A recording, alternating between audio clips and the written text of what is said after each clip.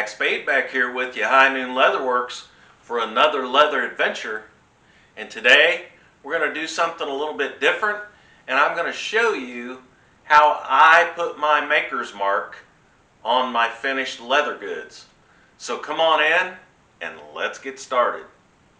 You've seen some of my past videos on the universal holster. This is what we completed on that, and I am going to put my maker's mark on here, and I thought I hadn't shown that before, how I do that, so I thought I'd bring you back and we'll do this video on how I put my maker's mark on my finished product. Here I have some blanks that I've cut out for, and that was the exact same thing for the inside. So I'll show you, you'll be able to see it better on the blanks, and then I'll show you how I'll actually put it on here. Now what I've got is, you could use a vise. Just be real careful of pushing on. For example, if I'm going to put my maker's mark on here, we want to be real careful pushing on this side. You don't want to indent or scar your leather. So put something like a nice thick, harder piece of leather as a backing or something. If you use a vise or something different, an arbor press, something like that. This I found at a Goodwill store, and I'm not really sure, to be honest with you, what it is. It's got a spot to bolt it down to a work surface, but I don't see any manufacturer markings on it. I don't see anything about what it was used for. I know it's got a little tiny metal protrusion here that's flat, and then it's got a beveled one up here with the arm, so it pushes down. It's almost like an arbor type press, so it pushes down maybe 1/4 of an inch. Now what I'm thinking this is, I'm not positive, I'm not sure, but I think it might be part of a button making kit, because this is has a round shelf right here. So I'm not sure, but it might be one of those little button making presses, but whatever. I found it, ran into it at Goodwill, and it was like $4.99 or $3.99, something like that. And I looked at it and I'm like, that would be perfect for pressing my maker's mark into my leather. And knock on wood, it has been. It's been perfect for that. So first thing I'm going to do, and again, you could do the same thing with an arbor press or a bench vise, anything like that that you could put some pressure on. I tried when I first ordered my maker's mark, and this one's plastic. You can order them online, just Google it. But and this one has lasted a long time, and it was very inexpensive. But when I first ordered this, I tried to do it with a hammer, and actually like you do a metal stamp on leather, and it just didn't work very well. So it wanted to move or bounce, and because you've got this plywood on the backing of it, and it just didn't work very well. So that's when I started looking for something to actually put some pressure on it and press the image in there. Then I had to work with it on the different thicknesses of leather, and all I did was cut me some boards until I had the right height, because this is not adjustable. An arbor press you could bring down and do from this tall all the way down to nothing. This one doesn't do that. I've only got about 1/4 of an inch of throw there, right here. So I built up some small boards. Then I have some 3/8 inch steel, and these were just blanks cut out from a tank manufacturing company. And they were just, this is scrap, and they just let me have those, and then I just cleaned them up and polished them a little bit, and they work great. And what that does, that gives me a nice firm press onto the back of my stamp. So first thing I want to do is take my sponge and I want to case my leather, and I have not put my protective finish on my universal holster yet, so that's why I'm doing this now before I do that. And I'll go ahead and I'll just case both of these pieces of pre-cut. I'm about due for a new sponge. My casing water needs to be changed, so that'll be something I'll have to take care of soon. So I'll case both of those, then I'll go ahead while I'm at it and case the area that I'm going to do on my finished piece. So you could do this, and I've done it both ways. You could do it before you dye and finish your product, or you can do it after. It doesn't matter. I've done it both ways. It seems to work fine for me both ways. I've got this wooden backing, and I can put my piece on here.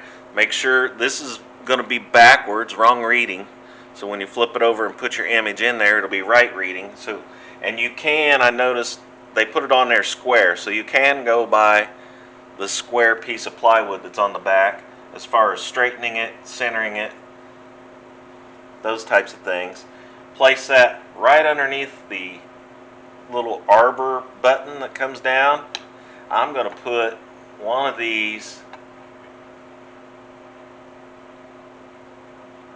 metal pieces, 3/8 inch steel piece on top, and I want to try to center that stamp underneath that pin that comes down. Now, if you were doing this in a vise, that wouldn't be so critical. Then I'm going to center it left or right in the middle, and I'm just eyeballing this in my belt slots. Then I can move it over underneath that pin. Now, I've in the past, when I need a little tiny bit more shim, I just use a quarter, and that works great. If you were doing this in a vise, you wouldn't need that. So it looks like I'm gonna need that shim or that piece, that quarter in there. So I don't want to move anything, so I'll hold the top of that, put my quarter under there, or my shim, whatever you want to use if you need to. Then I'll pull my handle down and I'll press, put quite a bit of weight on it, and I'll hold it. So I'm pressing down and holding just for about 15 seconds or so. Then I can pull it out. You can see it does a really nice job. So if you were doing that in a vise, you wouldn't have to leave it there very long at all. Put you some pressure on it. Doesn't take a ton of pressure, as you can see, but put a little bit of pressure in it or on it, and then you end up with a real nice maker's mark. So I'll go ahead and put the second one in. I know it's going to be the same.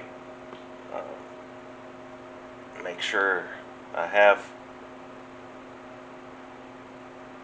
my stamp in there the right direction. Put in my spacers. Put in my metal piece.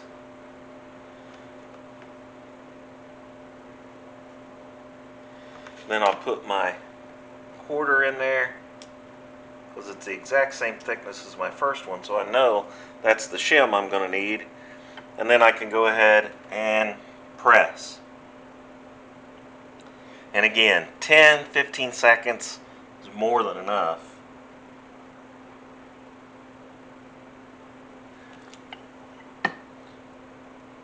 You're just sinking that raised image into that moistened leather, that cased leather. So it turns out really nice. You got your maker's mark in there. Again, this one is plastic. I think it was around maybe $15 with shipping, so it wasn't very expensive. You could just, again, you can Google it, and it'll come up and show you different kinds. You can get metal, plastic, whatever. Now this one, this is a finished piece. Now it's two thicknesses of leather because it's already sewn together. So this one's finished. So on it, I'll put my stamp on there. And it looks like I'm not going to need a shim because of the thickness. In fact, looks like my metal piece isn't going to fit in there. That's 3/8 of an inch, and I don't have anything thinner than that. So what I'm going to do is I'm going to take some hard, thick leather, and I'm going to use that as my shim underneath.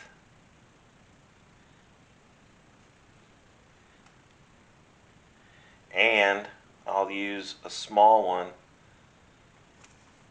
on top.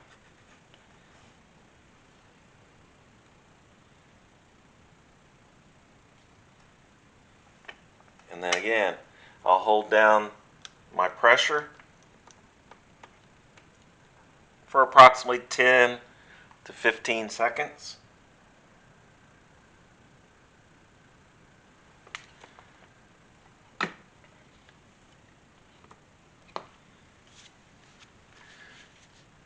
And then there's my maker's mark.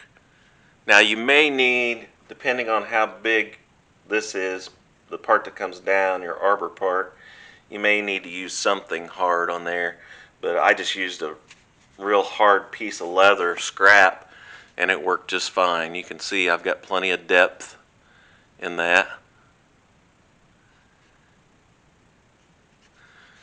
So that's complete, finished. These two pieces are finished. As far as putting my maker's mark on, I could set those aside and then I could put those together later when I get ready. So that part of it's done. I like to try to put my maker's mark once I get this out and get it set up. It's not that big a deal, but I like to put it on as many pieces as I can once I have this out and set up. So there you go. That's how I get my maker's mark in my leather projects. And very economical, very inexpensive, easy to do. Again, you could use a small, very small bench vise. Wouldn't take a very big one at all because it doesn't take a lot of pressure to do that. The key is casing it and then getting that image pressed in there, and then it'll be there. I mean, it's not going anywhere once you've got that in there and it dries, then that image is going to be in there. So that way your work is marked. If people want to know where somebody got something, they can look on the item and it would have your maker's mark on it. So try it. Again, it doesn't cost very much, something to put in your little arsenal of tools, and that way you can mark your work as you go. So thanks a lot for coming along. Hope you enjoyed it. Please come back for the next one. And like I always say, please like, share, and subscribe. And I'll see you next time.